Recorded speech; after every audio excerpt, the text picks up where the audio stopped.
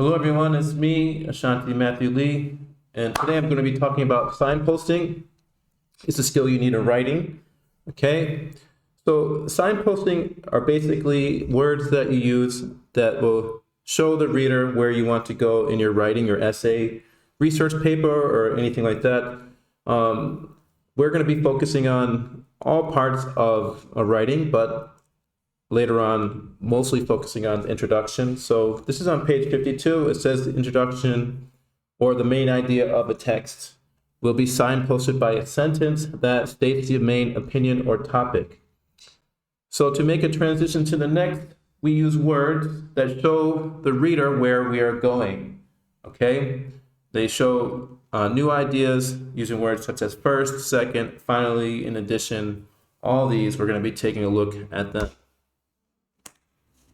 So it's a little bit loud in here, but signposting, we signpost in the intro, the body, and the conclusion. I'm not going to be reading all of this. What you can do is you can pause the video and take a look at it if you need to, but we're going to be going down here what signposting means, okay?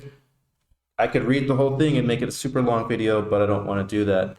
Down here it says signposting means using words that show the reader what the content of your essay will be.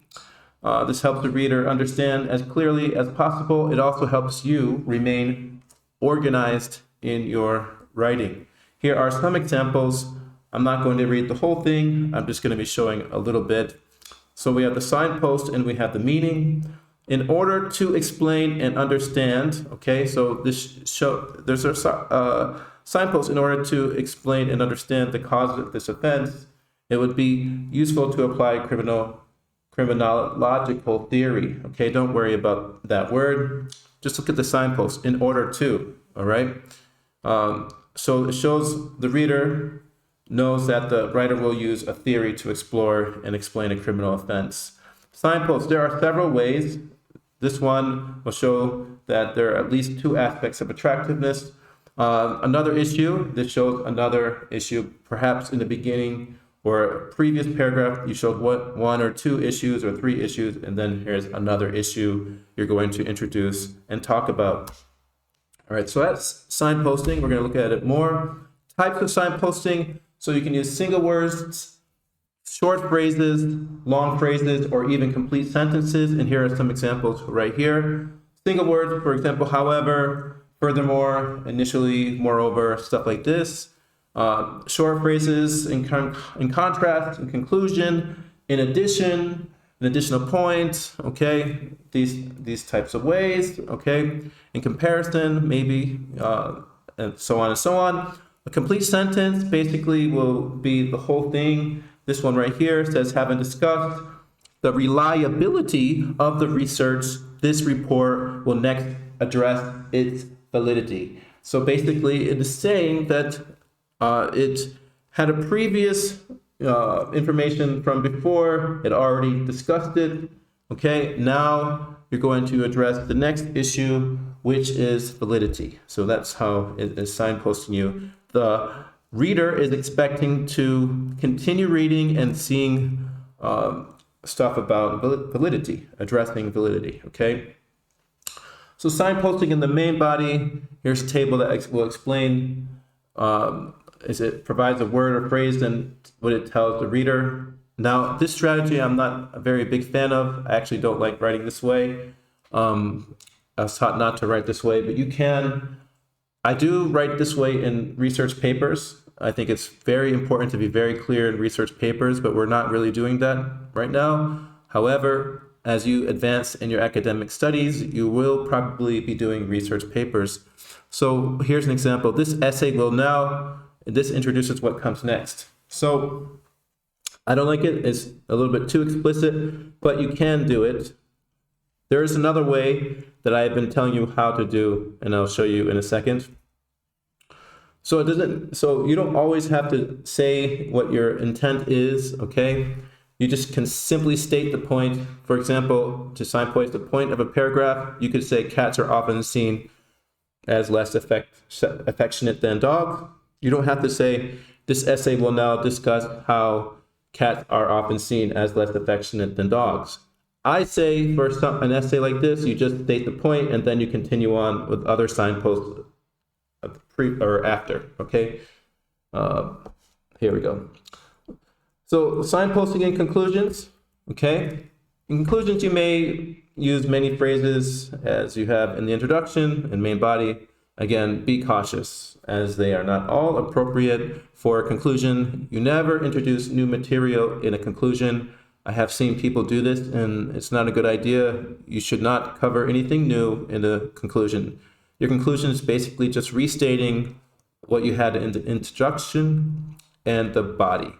You can use a past perfect tense, such as this essay has focused on, and you can use the present tense. You can use many tenses, actually, such as this essay shows that or demonstrates, okay? Here's an example, but remember, the conclusion should remind the reader the line of reasoning you have guided them throughout the whole essay, and how your essay has answered the original question or original topic or idea, okay?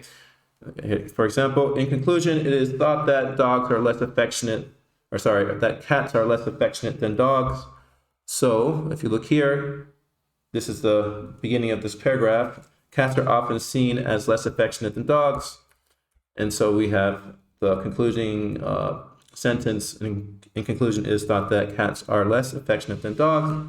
It's exactly the same, almost, but often seen as. I changed the word to thought that, okay?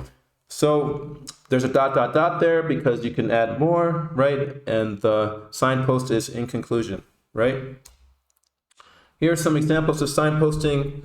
You have time and sequence, you have cause and effect to add information, compare and contrast, give a condition or concession, clarifying, giving examples, and we have all these examples right here, signposts, and we have example sentences. You can also pause this and take a look at it instead of me just reading it all to you, because you have your own brain and eyes and you can do that.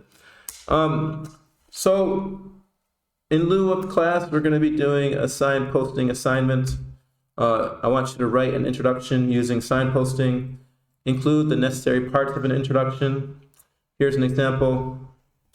I could already see some problems with it right here. Okay, but let's take a look. Hockey is the best sport in the world. People play it around the world, even where they don't have ice. Firstly, it is a fast game. In addition, players build many skills that are transferable to other sports. Finally, it requires players to be a part of a team and teamwork. Hockey is the most popular sport in Canada. And that's the problem right there. It's the most popular sport. I made a mistake when I wrote that in Canada, and there are many reasons why people enjoy it. So what are the parts that you see? Firstly, we have the topic sentence or the introductory sentence that shows the main idea. So sometimes you can say this essay will talk about how hockey is the best sport in the world, or this essay will demonstrate how hockey is the best sport in the world. However, I decided not to have that. You don't need that because the intent is already kind of implied. So hockey is the best sport in the world. That's your topic, your introductory sentence. People play it around the world, even when they don't have ice. Now this is a different part of a paragraph. I'm not going to go over this, where we will learn this more. It's more about drawing in the reader. And then we have our three supporting sentences. Firstly, it is a fast game, right? And also the firstly is also a signpost, right? In addition, for adding information is another signpost. Players build many skills that are transferable to other sports. That's our second supporting sentence. Finally, okay, that's the third signpost. It says this is the last one. It requires players to be part of a team and teamwork. So this should be in blue, but the third supporting sentence is it requires players to be part of a team and teamwork. And finally, we have the concluding sentence. Hockey is the most popular sport in Canada, and there are many reasons why people enjoy it. Okay, so listen carefully. I want you, for homework, to make an introductory paragraph, okay? And the introductory paragraph should have all these parts, okay? It should have your topic, it should have signposts, it should have supporting sentences, and it should have a concluding sentence that basically repeats what your main idea is, okay? And that is it, and I'll expect to be checking these on Thursday in class, okay? And that's all. And I hope you have a good time. Yeah. All right. Peace.